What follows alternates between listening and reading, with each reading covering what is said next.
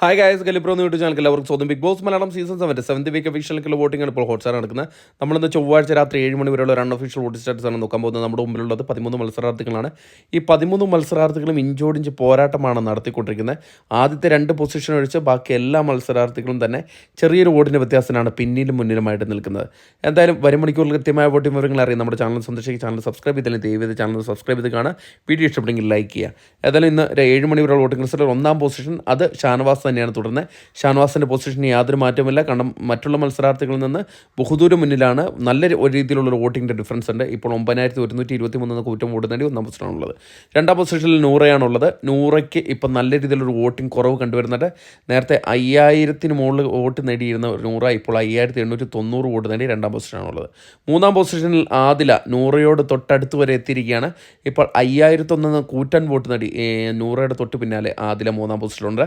4-ാം പൊസിഷനിൽ ആര്യനാണ് കയറി വന്നിരിക്കുന്നത്. ആര്യൻ അട്ടിമറി മുന്നേറ്റമായിട്ട് ആണ് കയറി വന്നിരിക്കുന്നത്. വമ്പിച്ചൊരു വോട്ടിംഗ് മുന്നേറ്റം ഇപ്പോൾ നടത്തി വരുന്നുണ്ട്. 4788 കൂറ്റൻ വോട്ട് നേടി 4-ാം പൊസിഷനാണ് ആര്യൻ ഇപ്പോൾ ഉള്ളത്. 5-ാം പൊസിഷനിലേക്ക് അട്ടിമറി നടത്തി വേദലക്ഷ്മി കയറി വന്നിരിക്കുകയാണ്. ഒരു ഘട്ടത്തിൽ പിന്നിലായിരുന്ന ഒരു മത്സരാർത്ഥിയായിരുന്നു. എന്നാൽ ഇപ്പോൾ 5-ാം പൊസിഷനിൽ കയറി വന്നിരിക്കുന്നത്. ബിന്നിയെ അട്ടിമറിച്ചുകൊണ്ടാണ് കയറി വന്നിരിക്കുന്നത്. 4433 വോട്ട് നേടി 5-ാം പൊസിഷനാണുള്ളത്. 6-ാം പൊസിഷനിൽ നെവിൻ കയറി വന്നിരിക്കുകയാണ്. നെവിനും പിന്നിലായിരുന്നു.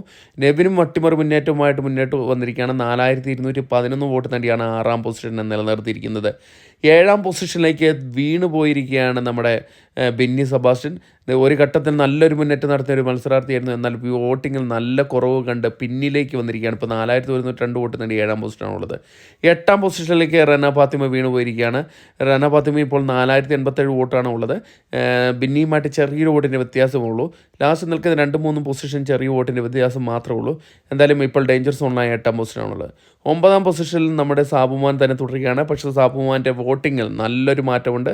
നല്ലൊരു മുന്നേറ്റങ്ങൾ നടത്തി ഇപ്പോൾ റന ഫാത്തിമയായിട്ട് ഇഞ്ചോടിഞ്ച് പോരാട്ടമാണ്. മണിക്കൂറുകളിലെ വോട്ടിംഗ് വളരെ നിർണായകമാണ്.